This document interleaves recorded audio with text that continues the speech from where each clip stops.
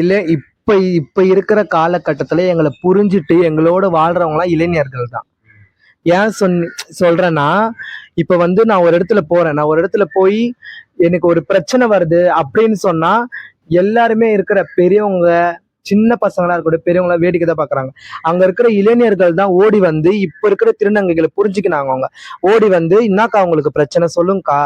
ஒரு நார்மல் நான் எனக்கு நடந்த விஷயத்தையும் நான் சொல்றேன். ட்ரெயின்ல நான் போயிட்டு இருக்கேன் ஒரு நாள், பெக்கிங் பண்ணிட்டு போயிட்டு இருக்கேன். அப்ப வந்து என்ன வந்து ஒரு இந்திக்கார பையன் வந்து தப்பா நடந்துக்க ட்ரை பண்ணான். அப்ப வந்து அங்க இருக்கிற பசங்க நிறைய பேர் பல்லாவரத்துல வந்து நிறைய பசங்க வந்து ஏறினாங்க. சரி, நம்ம அவங்களதான் நான் தப்பா நினைச்சேன், இளைஞர்களை தான்.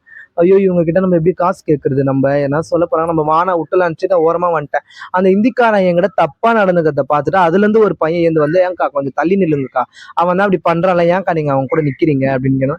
இல்லப்பா, அதுதான்ப்பா நான் கேட்டேன்னு எனக்கு எனக்கும் கொஞ்சம் அசிங்கம் வெக்கம் எல்லாம் இருக்குது. இப்ப நான் கத்தி அவனை கேட்டேன்னா இருக்கிறவங்களே என்ன சுத்தி இருக்கிறவனா நினைப்பாங்க, நீயா அப்படித்தான், நீனா அவனை ஒரு இது அப்படின்னு தான் நினைப்பாங்க.